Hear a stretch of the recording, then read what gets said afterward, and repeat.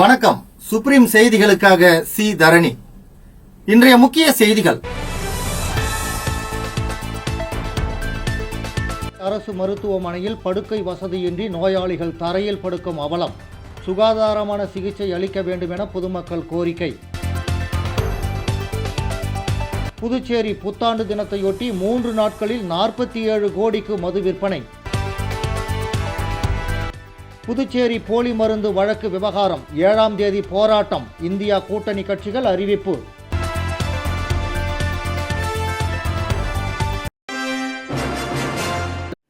புதுச்சேரி அரசு மருத்துவமனையில் நோயாளிகளுக்கு படுக்கை வசதி இல்லாததால் நோயாளிகள் கடும் சிரமத்திற்கு உள்ளாகி வருகின்றனர்.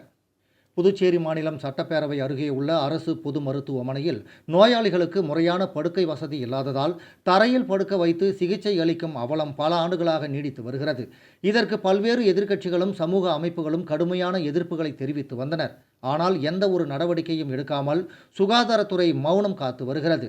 இதனால் நோயாளிகள் கடுமையான சிரமத்திற்கு உள்ளாகி வருகின்றனர். இந்த நிலையில் இன்று காலை அரசு மருத்துவமனை நோயாளி ஒருவர் படுக்கை வசதி இல்லை, மின் விசிறி ஓடவில்லை, கிழிந்த துணிகள் என கடுமையான அவலத்திற்கு மருத்துவமனை தள்ளப்பட்டு இருக்கிறது. இதனால் சிகிச்சைக்கு வரும் நோயாளிகள் நோய் தொற்றும் அபாயம் ஏற்பட்டுள்ளது. இதனை உடனடியாக சீரமைக்கப்பட்டு சுகாதாரமான சிகிச்சை அளிக்க வேண்டும் என அனைவரதும் கோரிக்கையாக உள்ளது.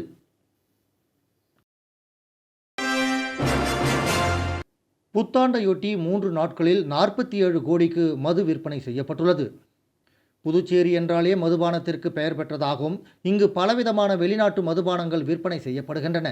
இதற்காக வெளி மாநிலங்களிலிருந்து ஏராளமான மதுப்பிரியர்கள் புதுச்சேரிக்கு வந்து மது குடிப்பது வழக்கம். சாதாரண நாட்களில் நாள் ஒன்று ரூபாய் 8 கோடிக்கு மது விற்பனை நடைபெறும். வார இறுதி நாட்களில் அது சற்று உயரும். இந்த நிலையில் புத்தாண்டை முன்னிட்டு தொடர் விடுமுறை என்பதால் சுற்றுலா பயணிகள் மது பிரியர்கள் கடந்த 31ஆம் தேதி காலை முதல் புதுச்சேரியில் குவிந்தனர். இதன் காரணமாக மது விற்பனையும் படு ஜோராக நடைபெற்றது. மது விற்பனை இருமடங்காக உயர்ந்துள்ளது. அதாவது கடந்த 3 நாட்களில் மட்டும் ரூபாய் 47 கோடிக்கு மது விற்பனை நடந்துள்ளது. இதன் மூலம் அரசுக்கு வருவாய் அதிகரித்துள்ளது. புதுச்சேரி போலி மருந்து வழக்கு விசாரணையை துரிதப்படுத்துவதோடு சம்பந்தப்பட்ட அனைவரையும் கைது செய்ய வேண்டும் என வலியுறுத்தி வருகிற 7ஆம் தேதி இந்தியா கூட்டணி கட்சி சார்பில் போராட்டம் நடத்தப்போவதாக திமுக மாநில அமைப்பாளர் சிவா அறிவித்துள்ளார். புதுச்சேரி பொதுமக்கள் மத்தியில் பீதியை ஏற்படுத்திய போலி மருந்து வழக்கை புதுச்சேரி சிபிசிஐடி போலீசார் விசாரித்து 26 நபர்களை கைது செய்து சிறையில் அடைத்துள்ளனர். இந்த நிலையில் பல்வேறு எதிர்க்கட்சிகள் கோரிக்கை விடுத்ததன் பேரில் போலி மருந்து வழக்கு சிபிஐ வசம் ஒப்படைக்கப்பட்டது.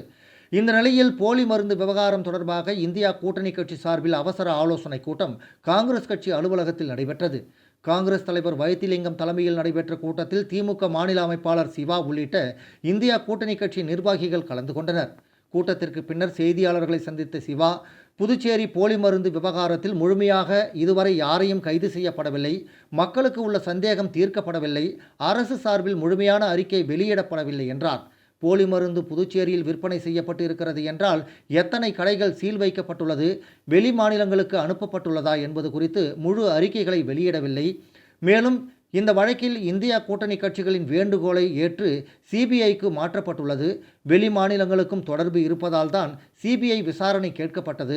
இந்த வழக்கு விசாரணையை துரிதப்படுத்த வேண்டும், சம்பந்தப்பட்டவர்கள் கைது செய்யப்பட வேண்டும் என்பதை வலியுறுத்தி இந்தியா கூட்டணி கட்சி சார்பில் வருகின்ற 7ஆம் தேதி சுதேசி பஞ்சாலை அருகே மிகப்பெரிய போராட்டத்தை நடத்தப்போவதாக தெரிவித்த அவர், புதுச்சேரியில் ஒரு சில வகையான மருந்துகள் தடை செய்யப்பட்டிருக்கிறது என்றால் எத்தனை விதமான மருந்துகள் தடை செய்யப்பட்டு இருக்கிறது, எந்த மருந்துகளை வாங்கக்கூடாது என்ற விவரத்தை அரசு வெளியிடவில்லை. போலி மருந்து விவகாரம் புதுச்சேரி மக்கள் மத்தியில் பீதியை உருவாக்கி உள்ளது என்று தெரிவித்தார். வானூர் அருகே சாலையில் நாட்டு வெடிகுண்டு வீசி வீடியோ எடுத்து இன்ஸ்டாகிராமில் பதிவிட்ட வாலிபரை போலீசார் கைது செய்தனர். வானூர் அடுத்த திருவக்கரை பகுதியை சேர்ந்தவர் நடராஜன் மகன் நந்தகோபால். இவர் திருவக்கரை பகுதியில் பட்டாசு தயாரிக்கும் பொருட்களை பயன்படுத்தி நாட்டு வெடிகுண்டு தயாரித்துள்ளார். இந்த நாட்டு வெடிகுண்டை கடந்த ஆண்டு அக்டோபர் 12ஆம் தேதி அந்த பகுதியில் போக்குவரத்துக்கு இடையூறாகவும் பொதுமக்களுக்கு அச்சுறுத்தும் வகையிலும் சாலையில் வீசியுள்ளார்.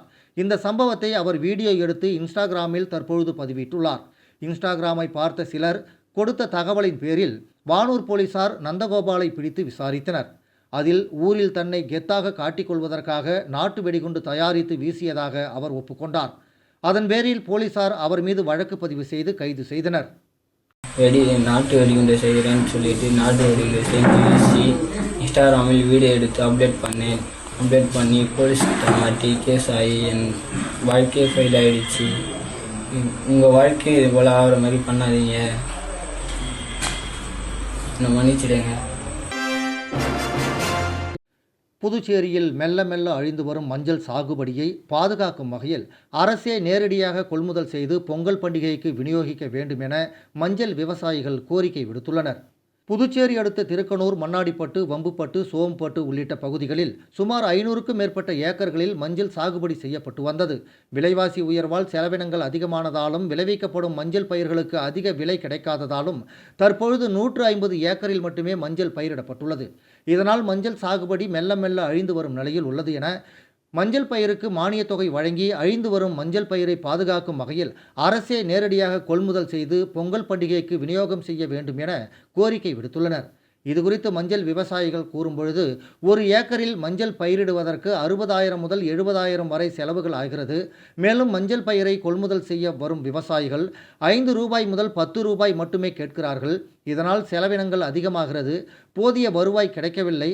எனவே அரசு நேரடியாக கொள்முதல் செய்து பொங்கல் பண்டிகைக்கு விநியோகம் செய்தால் அழிந்து வரும் மஞ்சள் சாகுபடியை பாதுகாக்கலாம் என்றும் அவர்கள் தெரிவித்தனர். இயற்கை விவசாயத்தில் மஞ்சள் பயிர் செஞ்சுன்னு இருக்கிறேன். எங்களுக்கு மஞ்சள் பயிர் செய்யும்போது அதிகப்படியான சாகுபடி செலவு ஆகுது. ஒரு ஏக்கருக்கு 2லேருந்து 2.5 லட்ச ரூபா ஆகுது ஒரு மஞ்சள் செய்கிறதுக்கு. ஆனால் அரசாங்கம் எங்களுக்கு சாகுபடி பிந்தைய சாகுபடி மானியமாக ஒரு ஏக்கருக்கு 10,000 கொடுக்குறாங்க, நெல்லுக்கு கொடுக்குறாங்க. அதே தான் இதுக்கெல்லாமே தராங்க. ஆனால் எங்களுக்கு 2.5 லட்ச ரூபா அளவுக்கு ஆகிறதால எங்களுக்கு இந்த மஞ்சள் எங்களால் பயிர் வைக்க முடியல. முடிகிற விவசாயம் மட்டும்தான் இது செய்கிறாங்க. இது எல்லா விவசாயமும் செய்யலாம். இது லாபகரமான தொழில் இது. ஆனால் அந்த சாகுபடி ஆகிற செலவு அதிகப்படியான ஆகுதால எந்த விவசாயம் இது உள்ளே இறங்குறதுக்கு பயப்படுறாங்க. இன்னும் அதிகப்படியான மஞ்சள் பாண்டிச்சேரியில் வைப்போம். இந்த நெல்லுக்கு மாற்ற வைப்போம். இதுக்கு உரங்கிறம் எதுவுமே தேவையில்லை. இயற்கை விவசாயத்தில் வைக்கிறதால உரம் எங்களுக்கு உரம் ஒரு துளி கூட அதுக்கு உரம் வைக்க வேண்டியதில்லை. நீங்கள் எங்களுக்கு மானியத்துடைய அளவு எங்களுக்கு கொடுத்து பாண்டிச்சேரியில் மஞ்சளை அதிகப்படியாக பயிர் வைக்கிறதுக்கு அரசாங்க அதிகாரிங்க எங்களுக்கு நேரடியான அரசாங்கம். ரெண்டாவது எங்களுக்கு நேரடியான கொள்முதல் பண்ணாங்கன்னா, இப்போ ஈரோடில் பண்ணுற போல் நேரடியான கொள்முதல் பண்ணாங்கன்னா, மொத்தமாக அவங்க எடுத்தாங்கன்னா எங்களுக்கு இன்னும் அதிகப்படியான விவசாயிகள் இங்கே மஞ்சள் பயிர் வைக்கலாம். இங்கே மஞ்சள் பயிர் வைக்க வேண்டிய சூழ்நிலை, நல்ல கால சூழ்நிலை இருக்குது. அதே நேரத்தில் இந்த நீர் வளம் இருக்குது, மண் வளமும் இருக்குதுங்க. பாண்டிச்சேரி பொறுத்த வரைக்கும் இது 3 நல்லா அமைஞ்சிருக்குது. ஆனால் அது அறியாமல் அந்த தொழில், அந்த மஞ்சள் தொழில் பற்றி ஒரு அறியாமல் பயிற்சி இல்லாததால் எங்களுக்கு இந்த மஞ்சள் பயிர் வைக்கிறதுக்கு எல்லா விவசாயிகளும் பயப்படுறாங்க. எங்களுக்கு மஞ்சள் பயிர் வைக்கிறதுக்கு சரியான தொழில்நுட்பத்தோடு எங்களுக்கு பயிற்சி எங்களுக்கு கொடுங்க. ஏசியன் புதுச்சேரி போட்டோ வீடியோகிராஃபர்ஸ் நலசங்கம் நடத்தும் 14ஆம் ஆண்டு கிரிக்கெட் போட்டி தொடங்கினர். புதுச்சேரி மாநிலம் ஏசியன் போட்டோகிராஃபர் வீடியோகிராஃபர் நலசங்கம் சார்பாக ஆண்டுதோறும் நடத்தப்படும் கிரிக்கெட் போட்டி இந்த ஆண்டு மொரட்டாண்டியில் தொடங்கினர். இதில் முதல் ஆட்டத்தை சங்கத்தின் தலைவர் ரஞ்சித்குமார் டாஸ் போட்டு தொடங்கி வைத்தார். கிரிக்கெட் தொடக்க விழாவில் தலைவர் ரஞ்சித்குமார், செயலாளர் ஜோசப் பிலிப், பொருளாளர் கோபால், கௌரவ தலைவர் மாரிமுத்து கங்காதரன், துணைத் தலைவர் அருள்ஜோதி, SRM ராமலிங்கம், இணை செயலாளர் ராணி ஸ்டுடியோ பாலு, அக்பர் அலி, கிரிக்கெட் நிர்வாக குழு அல்போன்ஸ், மோகன் மிக்சிங், கார்த்திக், கேசவன், VK மோகன், FB விமல் மற்றும் புகைப்பட கலைஞர்கள் வீரர்களுக்கு கைகுலுக்கி முதல் ஆட்டத்தை தொடங்கி வைத்தனர். ராஜேஷ் தலைமையிலான பென்டெக்ஸ் அணியும் வரதன் தலைமையிலான சோனி அணியும் விளையாடினர். முதலில் விளையாடிய ராஜேஷ் தலைமையிலான பென்டெக்ஸ் அணி முதல் பேட்டிங்கை தேர்வு செய்து 14 ஓவர்களில் 91 ரன்கள் எடுத்தனர். பின்னர் விளையாடிய வரதன் தலைமையிலான சோனி அணி 14 ஓவர் முடிவில் 83 ரன்கள் எடுத்தனர். ராஜேஷ் தலைமையிலான பென்டெக்ஸ் அணி 8 ரன்கள் வித்தியாசத்தில் முதல் ஆட்டத்தில் வென்றது. ஆட்ட நாயகனாக பென்டெக்ஸ் அணி வீரர் பிலிப் தேர்வு செய்யப்பட்டார்.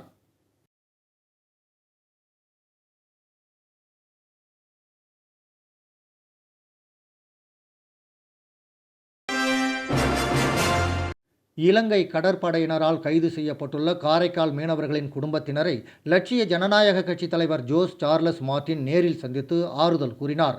தொடர்ந்து அவர்களின் குடும்பத்தினருக்கு தேவையான மளிகை பொருட்கள் மற்றும் 10,000 ரூபாய் நிதி உதவியை அவர் வழங்கினார். காரைக்கால் மாவட்டத்தைச் சேர்ந்த 11 மீனவர்கள் நேற்று முன்தினம் ஆழ்கடலில் மீன்பிடித்துக் கொண்டிருந்த போது இலங்கை கடற்படையினரால் கைது செய்யப்பட்டனர்.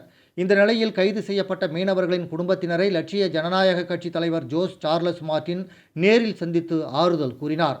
காரைக்கால் மாவட்டம் கீழ காசாக்குடிமேடு பகுதியில் வசிக்கும் மீனவர்களின் குடும்பத்தினரை சந்தித்த அவர் கைது செய்யப்பட்டுள்ள மீனவர்களை விரைவில் மீட்க சட்ட ரீதியான நடவடிக்கைகள் லட்சிய ஜனநாயக கட்சி சார்பில் மேற்கொள்ளப்படும் என உறுதியளித்தார். இந்த சந்திப்பின் போது மீனவர்களின் குடும்பத்தினர் லட்சிய ஜனநாயக கட்சி தலைவர் ஜோஸ் சார்லஸ் மார்டினின் கைகளை பிடித்து கண்ணீர் விட்டு அழுதனர். எங்களின் ஒரே நம்பிக்கை நீங்கள் மட்டுமே என தெரிவித்தனர்.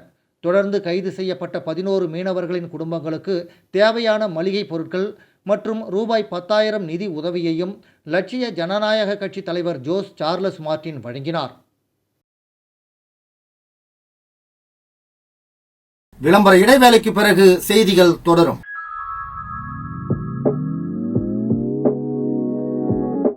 ஜோஸ் ஆலுகாஸில் இயர் எண்ட் சேல் வந்தாச்சு. தங்க நகைகளுக்கான சேதார கட்டணத்தில் பிளாட் 50% தள்ளுபடி பெறுங்கள். இப்பவே ஷாப்பிங் செய்யுங்க.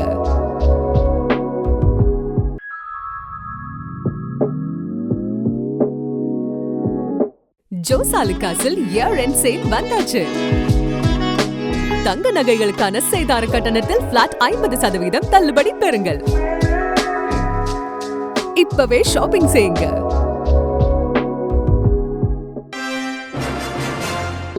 புதுச்சேரி வெள்ளாள வீதியில் அமைந்துள்ள அருள்மிகு நந்திகேஸ்வரர் ஆலயத்தில் ஆருத்ரா தரிசனத்தை முன்னிட்டு நடராஜருக்கு வெள்ளை சாத்துப்படி நடைபெற்றது. புதுச்சேரி வெள்ளாள வீதியில் அமைந்துள்ளது அருள்மிகு நந்திகேஸ்வரர் ஆலயம். இந்த ஆலயத்தில் ஆருத்ரா தரிசனம் நாளை நடைபெற உள்ள நிலையில் முதல் நாள் நிகழ்வாக நடராஜருக்கு வெள்ளை சாத்துப்படி நடைபெற்றது. முன்னதாக நடராஜருக்கு சிறப்பு அபிஷேகம் செய்யப்பட்டு வெள்ளை மலர்களால் அலங்கரிக்கப்பட்டு வெண்பட்டு சுற்றி வெள்ளை சாத்துப்படி நடைபெற்று கோவில் உட்புறப்பாடு செய்யப்பட்டது. தொடர்ந்து வெள்ள சாத்துப்படிகள் அலங்கரிக்கப்பட்ட நடராஜருக்கு சிறப்பு தீபாராதனையும் காட்டப்பட்டு பக்தர்களுக்கு பிரசாதம் வழங்கப்பட்டது.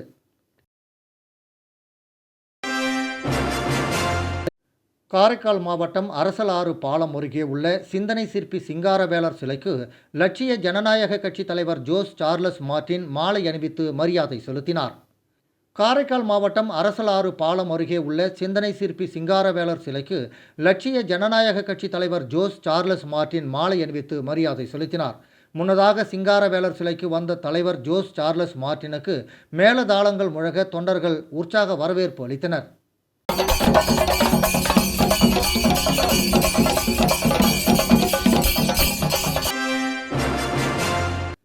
புதுவை ரெட்டியார்பாளையம் ஸ்ரீ சீரடி மகாராஜா சாய்பாபா ஆலயத்தில் ஆங்கில புத்தாண்டு விழா சிறப்பாக நடைபெற்றது. ரெட்டியார்பாளையம் நியூ பைபாஸ் ரோட்டில் அமைந்துள்ள ஸ்ரீ சீரடி மகாராஜா சாய்பாபா ஆலயத்தில் நடைபெற்ற ஆங்கில புத்தாண்டு விழாவில் ரெட்டியார்பாளையம் தியாகுப்பிள்ளை நகரை சேர்ந்த சுகுதேவ் குடும்பத்தினர் உபயத்தில் விநாயகர், முருகன் மற்றும் சாய்பாபா தெய்வங்கள் சிறப்பு சந்தனக்காப்பு அலங்காரத்துடன் காட்சியளிக்கப்பட்டது. தொடர்ந்து சாய்பாபா சிறப்பு பல்லாக்கு ஊர்வலம் நடைபெற்றது. மதிய சிறப்பு ஆரத்தி, சிறப்பு அன்னதானத்தில் உழவர்கரை சமூக சேவகர் சரவணன் கலந்து கொண்டு அன்னதானம் வழங்கினார். இதில் திரளான பக்தர்கள் கலந்து கொண்டு சாமி தரிசனம் செய்தனர். நிகழ்ச்சிக்கான ஏற்பாட்டினை ஆலய நிர்வாகி ரங்கநாதன் தலைமையில் நிர்வாக குழுவினர் செய்திருந்தனர்.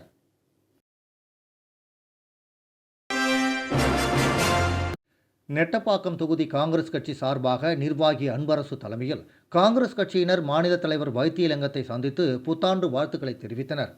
நெட்டப்பாக்கம் தொகுதி காங்கிரஸ் கட்சி பிரமுகர் அன்பரசு தலைமையில் ஆங்கில புத்தாண்டை முன்னிட்டு காங்கிரஸ் கட்சி மாநில தலைவர் வைத்தியலிங்கத்திற்கு தொகுதி நிர்வாகிகள் 100க்கும் மேற்பட்டவர்களுடன் நேரடியாக சென்று பூங்கொத்து கொடுத்தும் பொன்னாடை அணிவித்தும் புத்தாண்டு வாழ்த்துக்களை தெரிவித்தனர். தொடர்ந்து தொகுதி முழுவதும் தினசரி காலண்டர் மற்றும் இனிப்பு வழங்கி பொதுமக்களுக்கு அன்பரசு தலைமையில் காங்கிரஸ் கட்சியின் புத்தாண்டு வாழ்த்து தெரிவித்தனர். மேலும் பரமசிவம், அரிராமன், சேகர், செல்வம், மணிவாசகம், அமிர்தராஜ், கலியமூர்த்தி, தர்மலிங்கம், இளங்கோ, வெங்கடாஜலபதி மற்றும் காங்கிரஸ் கட்சியை சேர்ந்த நிர்வாகிகள் பலரும் கலந்து கொண்டனர்.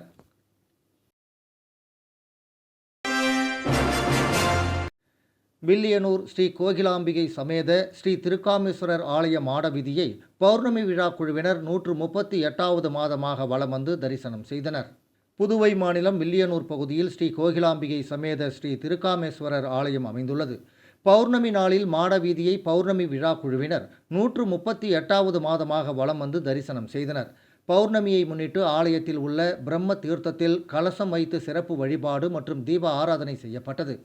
பலர் திருமணம், குழந்தை வரம், சுகப்பிரசவம், கல்வி, வேலைவாய்ப்பு, குடும்ப பிரச்சனை தீர வேண்டிக் கொண்டு கலசம் ஏந்தி கோவிலை வலம் வந்தனர்.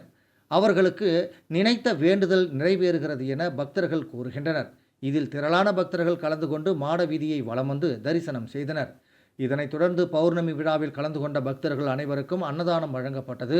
விழா ஏற்பாடுகளை பௌர்ணமி விழா குழுவினர் முருகன் சிவாச்சாரியார், செம்மனேரி பரமநாதன், சிவக்குமார், திருஞான சம்பந்தம் மற்றும் பலரும் கலந்து கொண்டனர். நிகழ்ச்சிக்கான ஏற்பாட்டினை பௌர்ணமி விழா குழுவினர் செய்திருந்தனர். காரைக்காலில் அரசியல் களம் சூடு பிடித்துள்ளது. லட்சிய ஜனநாயக கட்சியில் 500க்கும் மேற்பட்டோர் தங்களை இணைத்துக் கொண்டனர். காரைக்கால் மாவட்ட அரசியலில் முக்கிய திருப்பு முனையாக லட்சிய ஜனநாயக கட்சியில் 500க்கும் மேற்பட்டோர் தங்களை இணைத்துக் கொண்டுள்ளனர். கட்சியின் பல்வேறு நிகழ்ச்சிகளில் பங்கேற்பதற்காக காரைக்கால் சென்றிருந்த லட்சிய ஜனநாயக கட்சி தலைவர் ஜோஸ் சார்லஸ் மார்டின் அவர்களுக்கு மாவட்ட கட்சி நிர்வாகிகள் சால்வை அணிவித்து சிறப்பான வரவேற்பை அளித்தனர். புத்தாண்டு வாழ்த்துக்களும் தெரிவிக்கப்பட்டன. இந்த நிகழ்வில் மண்டல பொதுச் செயலாளர் அப்துல் பாஷித், மாநில செயலாளர் முருகானந்தம் உள்ளிட்ட பல்வேறு நிர்வாகிகள் உடனிருந்தனர். இதனைத் தொடர்ந்து காரைக்கால் மாவட்டத்தைச் சேர்ந்த பல்வேறு அரசியல் கட்சிகளின் முக்கிய பிரமுகர்கள் லட்சிய ஜனநாயக கட்சியில் இணைந்தனர். காரைக்கால் மாவட்ட பாஜக முன்னாள் திருநள்ளாறு தொகுதி தலைவர் ஆறுமுகம், பாஜக முன்னாள் மாவட்ட பொதுச் செயலாளர் பழனிவேல் ஆகியோர் லட்சிய ஜனநாயக கட்சியில் தங்களை இணைத்துக் கொண்டனர்.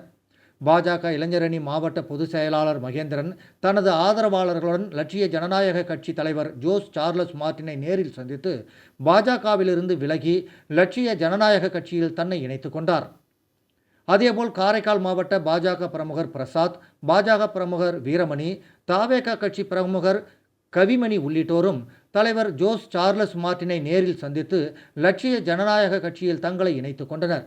மேலும் காரைக்கால் தெற்கு தொகுதியைச் சேர்ந்த ராஜு, ராஜேந்திரன், சாதிக், சிவக்குமார் உள்ளிட்ட பலரும் கட்சியில் இணைந்தனர். காரைக்கால் வடக்கு தொகுதியைச் சேர்ந்த மகளிர் அணியினரும் ஜோஸ் சார்லஸ் மார்டினை நேரில் சந்தித்து வரவேற்று புத்தாண்டு வாழ்த்துக்களை தெரிவித்தனர். அத்துடன் மாநில செயலாளர் முருகானந்தம் தலைமையில் காரைக்கால் வடக்கு தொகுதியைச் சேர்ந்த 50க்கும் மேற்பட்டோர் லட்சிய ஜனநாயக கட்சியில் தங்களை இணைத்துக் கொண்டனர். மொத்தமாக இந்த நிகழ்வின் மூலம் 500க்கும் மேற்பட்டோர் லட்சிய ஜனநாயக கட்சியில் இணைத்துள்ளமை குறிப்பிடத்தக்கது. இந்த பெருமளவான இணைப்பு நிகழ்வு காரைக்கால் மாவட்டத்தில் லட்சிய ஜனநாயக கட்சியின் வளர்ச்சிக்கும் மக்கள் ஆதரவு நாளுக்கு நாள் பெருகி வருவதற்கும் முக்கிய அடையாளமாக அமைந்துள்ளது. புதுச்சேரி சிவ அம்மையப்பர் அறக்கட்டளையும் சிவத்தொண்டர் பேரவையும் இணைந்து உலக அமைதி வேண்டியும் உலகத்திற்கு இந்தியா வழிகாட்டியாக விளங்கவும் உலகில் சைவம் தழைக்கவும் அம்மையப்பர் ஆண்டு விழா நடைபெற்றது. புதுச்சேரி சிவ அம்மையப்பர் அறக்கட்டளையும் சிவத்தொண்டர் பேரவையும் இணைந்து உலக அமைதி வேண்டியும் உலகத்திற்கு இந்தியா வழிகாட்டியாக விளங்கவும் உலகில் சைவம் தழைக்கவும் அம்மையப்பர் ஆண்டு விழா ஜனவரி 1ஆம் தேதி வியாழக்கிழமையன்று புதுச்சேரி வில்லியனூர் கூடப்பாக்கம் கிராமத்தில் வில்லியனூர் 10 கண்ணு சாலையில் எழுந்தருளியுள்ள சின்ன திருக்கைலாய வளாகத்தில் நடைபெற்றது. காலை 6:30 மணி அளவில் நந்தி கொடி மற்றும் தேசிய கொடி ஏற்றத்துடன் விழா தொடங்கி கலச வழிபாடு, சிவமகா வேள்வி நடைபெற்றது. புதுச்சேரி அரசு கலைமாமணி அபயகரம் கிருஷ்ணமூர்த்தி அவர்களின் அம்மையப்பர் நடனம் நடைபெற்றது. அதனைத் தொடர்ந்து சுமார் 9 மணி அளவில் பள்ளி, கல்லூரி அரசு பொதுத் தேர்வில் தமிழ் பாடத்தில் 95 மதிப்பெண்களுக்கு மேல் எடுத்த மாணவர்களுக்கும் சிறப்பான தமிழ் ஆசிரியர்களுக்கும் காஞ்சிபுரம் நிடுமாமிடி பெரியமடம் மடாதிபதி தேசிகேந்திர வீரேந்திர சிதாபானந்த சுவாமிகள் விருது வழங்கி ஆசியுரை கூறினார். மேலும் 10 மணி அளவில் திருவாசகம் மற்றும் எழுதி முடித்த அன்பர்கள் பெருமைப்படுத்தப்பட்டு திருத்தேர் திருவலம் நடைபெற்றது. 1008 ருத்ராட்சம் விரும்பி அணிந்து கொள்ளும் அனைவருக்கும் இலவசமாக அணியப்பட்டது. அதனைத் தொடர்ந்து சுமார் 50க்கும் மேற்பட்ட சிவனடியார்களின் இஷ்டலிங்க, ஆத்மலிங்க பூஜை நடைபெற்றது. குருநாதர் உபதேசம் செய்தார். அடியார்களிடமும் குருநாதரிடமும் மக்கள் அனைவரும் ஆசி பெற்றனர். மதியம் அறுசுவை உணவு அன்னதானம் நடைபெற்றது. பிற்பகல் முதல் நிகழ்ச்சியாக 2 மணி அளவில் புதுச்சேரி கோகுலம் கலைக்குழுவும் ஏசிடி கலை படைப்பாளர் குழுவும் இணைந்து வழங்கிய ஏனாதிநாதர் மேடை நாடகமும் பாட்டிசை கச்சேரியும் நடைபெற்றது. மாலை 3 மணி அளவில் சைவ சான்றோர் பேரவை நிகழ்ச்சியில் நமது நாட்டில் தேசியம், தமிழ், கலை, ஆன்மீகம் ஆகிய துறைகளில் சிறப்பான சேவை செய்பவர்களை பாராட்டி ஜவஹர் கல்வியியல் கல்லூரி தாளாளர் அன்பரசி ஜெயக்குமார் வாழ்த்துரை வழங்க புதுச்சேரி சட்டசபை சபாநாயகர் ஏம்பலம் செல்வம் அவர்கள் சின்ன திருக்கைலாய தல வரலாறு நூலை வெளியிட்டு சிறப்புரையாற்றி விருதுகள் மற்றும் பாராட்டு சான்றிதழ்கள் வழங்கினார். தமிழ்நாடு, கர்நாடகா, இலங்கை போன்ற பகுதிகளில் இருந்து சாதனையாளர்கள் இந்த நிகழ்ச்சியில் கலந்து கொண்டனர். சின்ன திருக்கைலாயத்திற்கு சிறப்பு வழிபாடு செய்து விழா இனிதே நிறைவு பெற்றது. விழாவிற்கான ஏற்பாட்டினை சிவ அம்மையப்பர் அறக்கட்டளை நிறுவனர் சிவஞானியார் அவர்களும் சிவ தொண்டர் பேரவை செயலாளர் நாகராஜ் அவர்களும் செய்திருந்தனர்.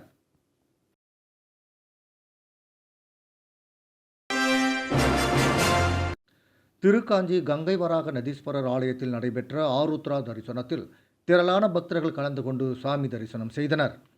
புதுச்சேரி மாநிலம் திருக்காஞ்சி பகுதியில் அமைந்துள்ள சிவ ஆலயங்களில் ஆருத்ரா தரிசனம் இன்று நடைபெற்றது. மார்கழி மாத பௌர்ணமி அன்று திருவாதிரை பண்டிகை கொண்டாடப்படுகிறது. அதுவே ஆருத்ரா தரிசனம் என அழைக்கப்படுகிறது. ஆருத்ரா தரிசனத்தை முன்னிட்டு காசிக்கு வீச மிகுந்த திருக்காஞ்சி 2026 சட்டமன்ற தேர்தலில் மங்களம் தொகுதியில் போட்டியிட விருப்பம் தெரிவித்து காங்கிரஸ் கட்சியின் மாநில செயலாளர் ரகுபதி விருப்ப மனு அளித்தார். மேலும் அவருக்கு ஆதரவாக 48 வார்டுகளைச் சேர்ந்த நிர்வாகிகளும் ரகுபதி போட்டியிட வேண்டும் என்று விருப்பம் தெரிவித்து மனு அளித்தனர். புதுச்சேரியில் 2026 சட்டமன்ற தேர்தலை எதிர்கொள்ளும் வகையில் காங்கிரஸ் கட்சி பல்வேறு முன்னேற்பாடுகளை செய்து வருகிறது. அந்த வகையில் தொகுதி வாரியாக தேர்தலில் போட்டியிட விரும்பும் நிர்வாகிகளிடமிருந்து விருப்ப மனுக்கள் பெறப்பட்டு வருகிறது. கடந்த ஒரு வாரமாக நடைபெற்று வரும் விருப்ப மனு பெறும் நிகழ்வில் பல்வேறு தரப்பினர் விருப்பம் தெரிவித்து விருப்ப மனுக்களை அளித்து வருகின்றனர். அந்த வகையில் வருகின்ற 2026 சட்டமன்ற தேர்தலில் மங்களம் தொகுதியில் போட்டியிட விருப்பம் தெரிவித்து கட்சியின் மாநில செயலாளர் ரகுபதி தனது விருப்ப மனுவை குழுவினரான வழக்கறிஞர் சாமிநாதனிடம் வழங்கினார். மேலும் ரகுபதி மங்களம் தொகுதியில் போட்டியிட விருப்பம் தெரிவித்து தொகுதியை சார்ந்த 48 வார்டு நிர்வாகிகளும் ரகுபதிக்கு ஆதரவாக விருப்ப மனுக்களை அளித்தனர். தொடர்ந்து வருகின்ற சட்டமன்ற தேர்தலில் கூட்டணி கட்சியாக இருந்தாலும் மங்களம் தொகுதியை காங்கிரஸ் கட்சிக்கு பெற்றுத்தர வேண்டும் என்றும் வலியுறுத்தினார்கள். மேலும் காங்கிரஸ் கட்சி மங்களம் தொகுதியில் வலுவாக இருப்பதால் இந்த முறை வெற்றி வாய்ப்பு என்பது எளிதாக இருக்கும். எனவே மங்கள தொகுதியை விட்டு கொடுக்காமல் காங்கிரஸ் கட்சிக்கு ஒதுக்க வேண்டும் என்றும் அவர்கள் விருப்பம் தெரிவித்தனர்.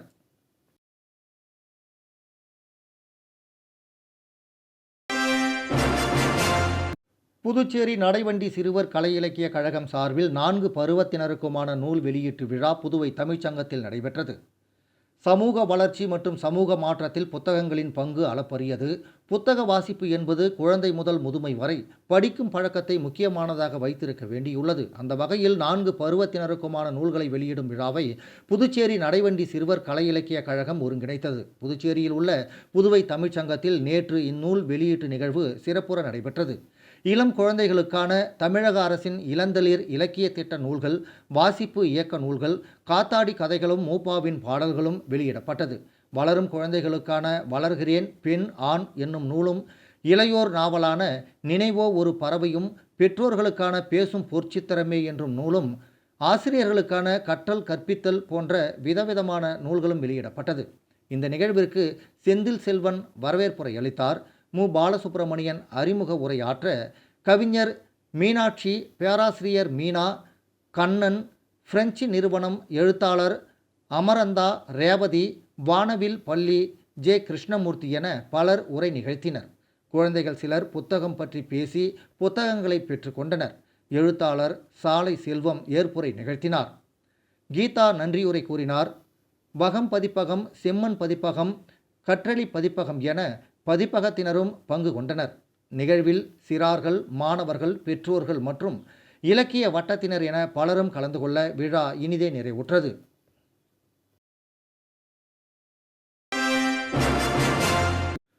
காட்டேரிக்குப்பம் பகுதியில் அமைந்துள்ள 33 அடி உயர அருள்மிகு சுந்தரநாயகி உடனுரை அஷ்டலிங்கேஸ்வரர் ஆலயத்தில் நடைபெற்ற மார்கழி மாத பௌர்ணமி பூஜையில் திரளான பக்தர்கள் கலந்து கொண்டு சாமி தரிசனம் செய்தனர். புதுச்சேரி மாநிலம் மண்ணாடிப்பட்டு கொம்யூன் காட்டேரிக்குப்பம் பகுதியில் அமைந்துள்ள 33 அடி உயர அருள்மிகு சுந்தரநாயகி உடனுரை அஷ்டலிங்கேஸ்வரர் திருக்கோவிலில் மார்கழி மாத பௌர்ணமியை முன்னிட்டு பூஜை நடைபெற்றது. இதில் சிவபெருமானுக்கு அலங்காரம் செய்து மகா தீபாராதனை காண்பிக்கப்பட்டது. மேலும் ஆலயத்தின் மேல் கார்த்திகை மாதம் தீபம் ஏற்றுதல் நிகழ்ச்சி நடைபெற்றது. தொடர்ந்து ஆலயத்தில் உள்ள அஷ்டலிங்கங்களுக்கும் அலங்காரங்கள் செய்து பூஜைகள் செய்யப்பட்டது. தொடர்ந்து சுந்தரநாயகி, அஷ்டபைரவர், நவக்கிரக விநாயகர், முருகப்பெருமான், வள்ளி தெய்வானை ஆகிய சுவாமிகளுக்கு அலங்காரங்கள் செய்து தீப ஆராதனை காண்பிக்கப்பட்டது. இதில் பக்தர்கள் திரளானோர் கலந்து கொண்டு சாமி தரிசனம் செய்தனர். மேலும் விழாவில் கலந்து கொண்ட 5 அதிர்ஷ்டசாலி பக்தர்களுக்கு நலத்திட்ட உதவிகளாக இலவச புடவைகள் வழங்கப்பட்டது. இதனைத் தொடர்ந்து விழாவில் கலந்து கொண்ட பக்தர்கள் அனைவருக்கும் ஆலயம் சார்பாக அன்னதானம் வழங்கப்பட்டது. நிகழ்ச்சிக்கான ஏற்பாட்டினை அஷ்டலிங்க சிவாலய அன்னதான அறக்கட்டளை மற்றும் காட்டேரிக்குப்பம் கிராம பொதுமக்கள் வெகு சிறப்பாக செய்திருந்தனர்.